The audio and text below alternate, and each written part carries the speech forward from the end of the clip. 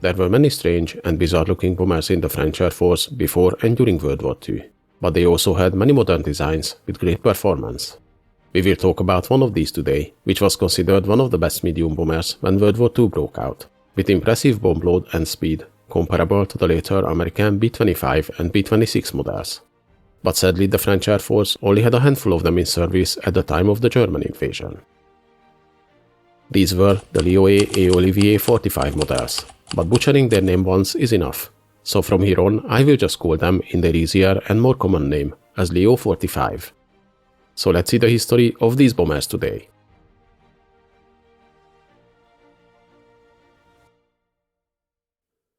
In the early 1930s, the French forces went through a reorganization, and as a result, in 1933, the Air Force became fully independent. To modernize the bomber force, the leadership initiated the so-called Plan 1, which called for more than 1,000 new aircraft to enter service by the second half of the 1930s. Among the different models, there were 350 units from different bomber types as well. But the bombers entering service in the coming years were mostly based on earlier and by this time mostly obsolete design philosophies. Some of these we already featured on the channel, like the Farman 221 or the AMO 143 bombers. If you want to know more about these interesting and very unique looking planes, check out my videos dedicated to them. See the link in the description. As these planes were already obsolete even when they entered service, in November 1934 new requirements were set for a 5-seat multipurpose medium bomber that would incorporate the latest technical developments. The requirements were a top speed of 400 km an hour, around 1000 kg bomb load, and at least 700 km range. In order to achieve the required speed and have a more aerodynamic shape, it was proposed that the new aircraft should be designed without a nose turret, which was so prominent on earlier models. About a year later, the Aeronautical Technical Service received several designs for these requirements. Amongst them, the Latécoère 570, the AMO 341, the Romano 120, the Bloch 134, and of course the LeO 45. During the evaluation of the designs, it was decided the defensive weapon in the dorsal position should be a 20mm cannon, and the crew was reduced to 4 men, resulting in a new project name, changing it from B5 to B4. During 1936, in light of the appearance of new more powerful engines, which were capable of delivering more than 1000 horsepower, the specifications changed again, now asking for 480 km an hour speed instead of the earlier 400 km an hour. By this time, the new development program Plan 2 was initiated, which called for 984 of the B4 medium bombers, organized in 41 units.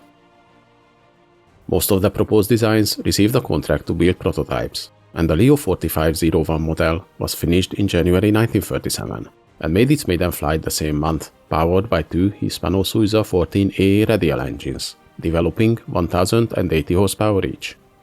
It was an all-metal low-wing cantilever monoplane, featuring a twin-tail design and a streamlined glazed nose. To be able to carry the bombs internally, it featured a main bomb bay in the fuselage and 2 smaller ones in the wing roots.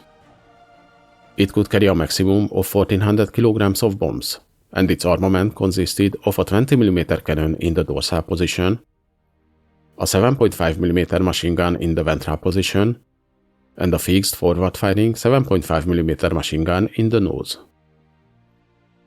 The type showed great performance, reaching 480 km an hour speed at 4000 meters altitude. But it also showcased problems with the engine cooling and some stability issues during flight. In September 1937, the prototype was transferred to the CIMA for official evaluation. By this time, to fix the instability, it featured new larger vertical tail fins. However, the engines were still troublesome, and in December the prototype had a dual engine failure, forcing it to perform an emergency landing on a field, and it only stayed relatively undamaged thanks to the skills of the pilot. To try to fix the constant overheating and malfunctions, new engine cowlings were developed for the type with larger, more efficient air intakes for the oil coolers. The changes had a positive impact, but the Hispano-Suiza engines still had many troubles during testing. So in August 1938, a decision was made to abandon them and use the Morane 14N models, which could deliver similar power but proved to be more reliable. With this modification, the bomber reached its final form, and with the new engine came a new designation, LeO 45101, The test flights continued until February 1939, though actually in November 1937 already 20 LeO 45 models were ordered, and a further 20 units in March 1938. However, the change to a new engine delayed the production of the type considerably, as in October 1938 the manufacturer was instructed that all production bombers should use the Morane engines. As a result, the first production model only made its maiden flight in March 1939. The French high-performance medium bomber was finally ready to enter service. But even then, the production of the engines and the required propellers was too slow to catch up to the manufacturing of the airframes. And as you probably noticed, we are inching closer and closer on the timeline to the breakout of World War II. The French Air Force also noticed the rising tensions in Europe, and by this time they were sending out orders in a fast rate, under the Plan 5 initiative. In February 1939, 100 units of the B-4 bombers were ordered, followed by another contract in April for 480 planes. By the outbreak of the war, 749 LeO 451 models were ordered, but only 22 were delivered, and from those, only 10 were already in service. Let us now take a look at the technical specifications of the production models.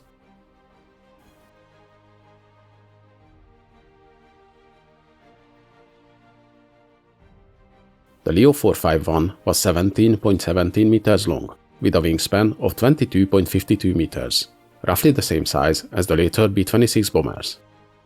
It had an empty weight of 7,530 kilograms and a maximum takeoff weight of 11,398 kilograms.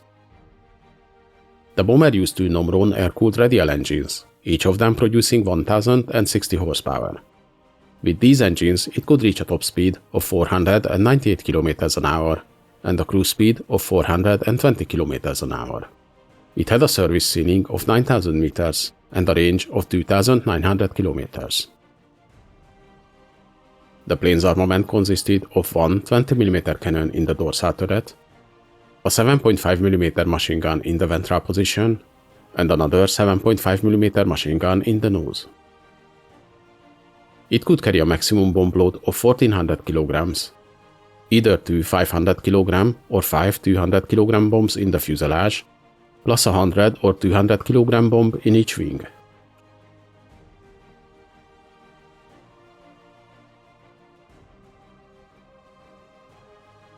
The LeO 45 was the original design, with Hispanos USA 14AA engines. The production aircraft using the Morane 14N engines was renamed to LeO 451. The LeO 451T was a transport version used by the German forces. The LeO 453 was a post-war variant using Pratt & Whitney engines, and they were used as transport and search and rescue planes. The LeO 454 was a single prototype tested with the Bristol Hercules engines. A high-altitude version using the Morane 14R engines was planned under the designation LeO 455. Another post-war model was the LeO 455P, which was used as a photo-reconnaissance aircraft. And the LeO 451E was a flying laboratory used to test the air launch of various weapons.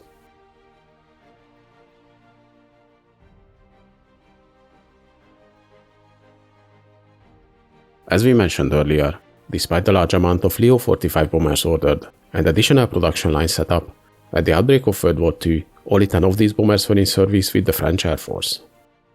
In the following months, more and more orders were placed, and the total amount of LeO 45 bombers ordered ended up at some 1,549 units of different models.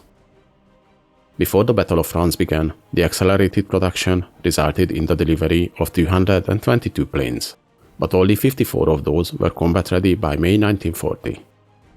They flew their first combat mission on 11th of May, and though the LeO 45 models were developed for high-altitude, high-speed operations, the nature of the following battle forced them to fly low-altitude attack missions against the German motorized columns many times.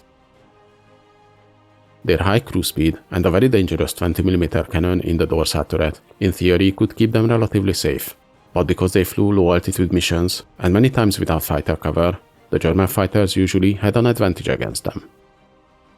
Many of them were lost on the airfield as well, as the French forces were not ready for the highly mobile nature of this war.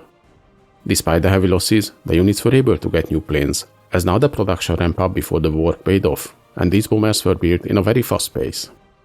By the time of the armistice, 452 of them were built, and they flew more than 400 missions. They stayed in service under the Vichy government, and actually further 102 units were built before the German occupation of southern France stopped the production.